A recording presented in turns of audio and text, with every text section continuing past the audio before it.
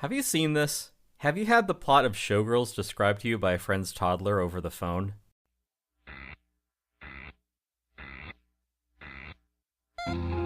Welcome to Have You Seen This? The world's only podcast about obscure, overlooked, and misbegotten media. All discussions will be spoiler heavy. You have been warned. This show would not be possible without the support of our patrons. If you would like to support our show, join us at patreon.com/haveyouseenthis. For just $5 a month, get access to our Discord and all 3 episodes every month covering movies you've never heard of, or maybe wish you hadn't. Have you seen this? Yeah. It's like Showgirls if Nomi Malone were developmentally disabled. You know, I might watch that. Yeah. I think we just did, though. Yeah, I would watch that. Yeah, because, I mean, I thought we could watch this movie because it was trash, and unfortunately I was right. Yeah.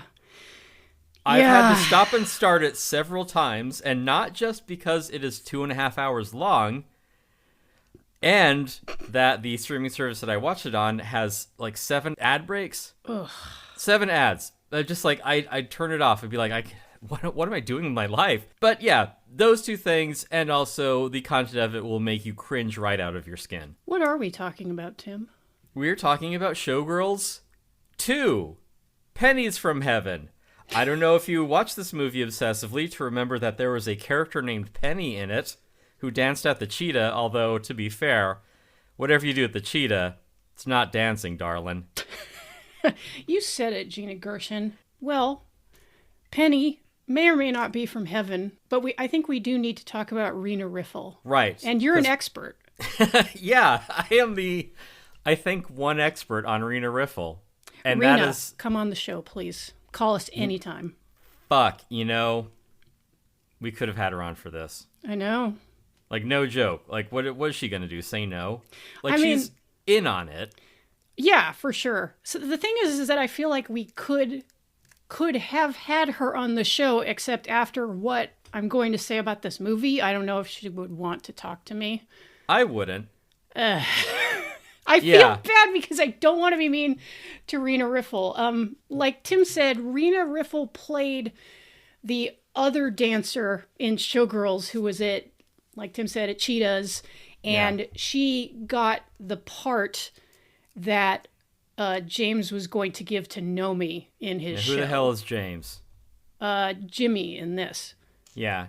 James, that is the black choreographer who looks like a Muppet.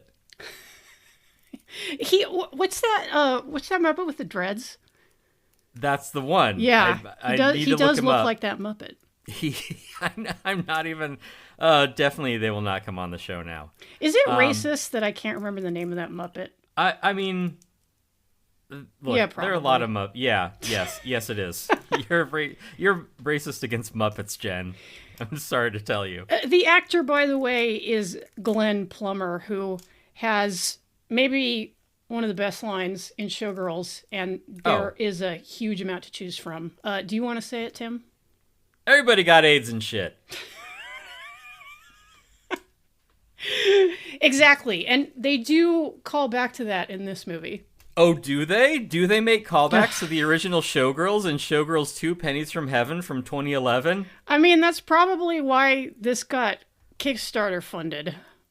That and Rubberneckers, I guess. It's like the same reason that one of our super fans showed us that he bought a bottle of Frank Stallone Frank Stallone's bourbon.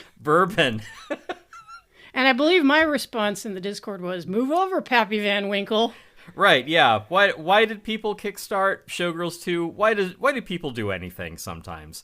Yeah, and I'm sure that they thought they were going to get something, if not on the same production level as the original Showgirls, something in the same spirit, because as I'm sure everyone listening to this knows, Showgirls has grown exponentially in reputation since it first came out and flopped, because at the time it came out, and I remember this because I was a dorky teen who would read the LA Times calendar section obsessively. I remember all that fallout from Showgirls. Like, it started before the movie even came out and continued until Paul Verhoeven collected his Razzie for Worst Director and continued after that.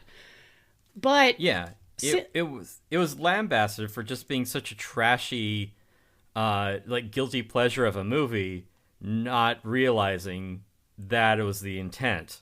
Like, it is supposed to be like this.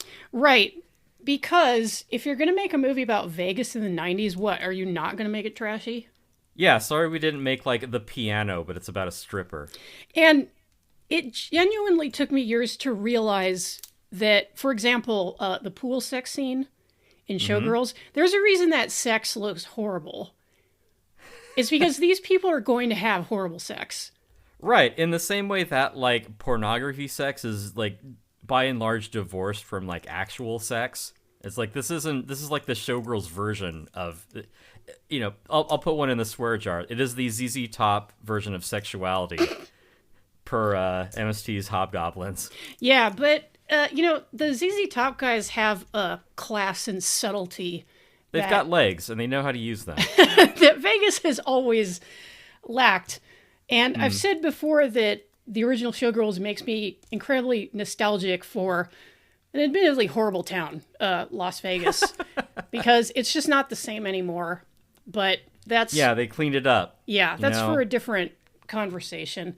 So people now have cottoned on to the fact that Paul Verhoeven's Showgirls is a satire made by perhaps one of the greatest satirists of crass American culture. Yeah, for someone who's not an American, he sure does understand American crassness.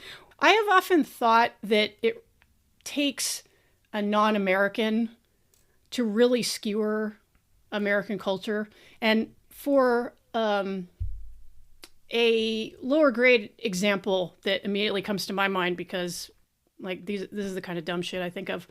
You remember the American astronauts in Lex? Yeah, from Potato Hoe. Yeah, they were all like just idiot cowboys. Yeah, just corn pone, Kansas, flyover country types. Yeah, and I was like, this is one of the most accurate portrayals I've seen of Americans on television. And damn, Lex, you got our number. Yeah. yeah, and it was made by a German Canadian. And our number is co-production. 69. Woo! Yeah, it's what America deserves, and Showgirls was the movie that Las Vegas deserved. Oh, absolutely. Unfortunately, Elizabeth Berkley ended up taking a lot of the heat for that. Because, that is unfortunate, yeah. Yeah, because if we as a culture love anything, and I'm not even confining this to America, it's finding a woman to pin the blame on. Hey, it worked in the 1600s and it'll still work today.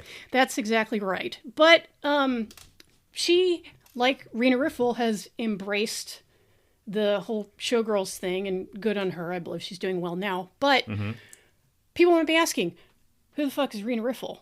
And Tim, being the #1 Rena Riffel expert in the country, perhaps the world, maybe you can tell us a little bit about Rena Riffel.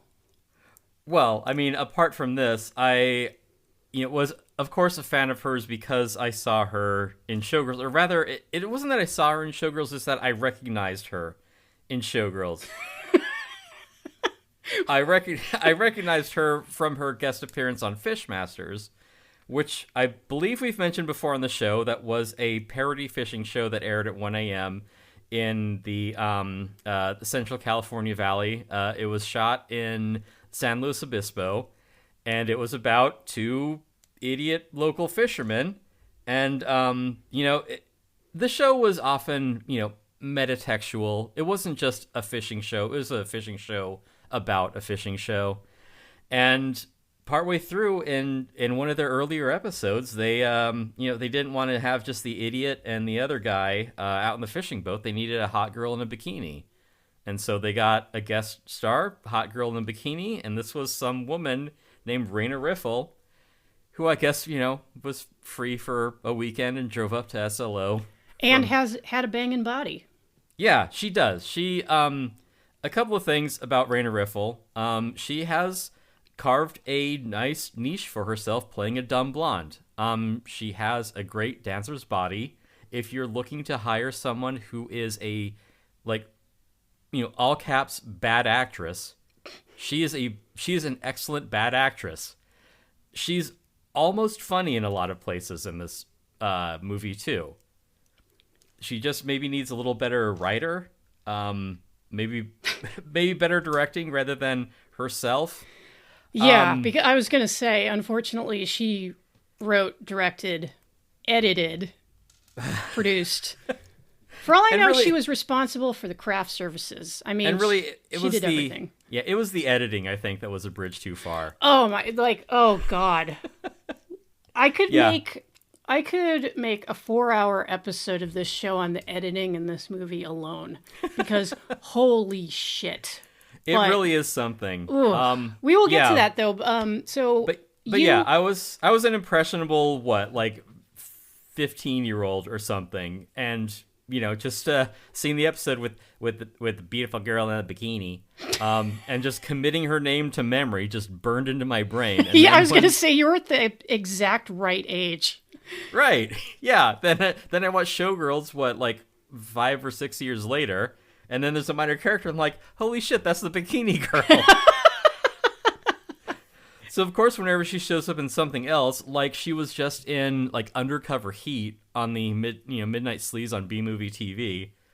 Nice. So I'm like, oh, hey, there's my girl Rena again. Yeah. So just a random Z-list celebrity that I impressed upon in my youth. That is so funny because I'm imagining you pointing like the Leonardo DiCaprio. Oh, totally. When you watch Showgirls, you're like, I know her.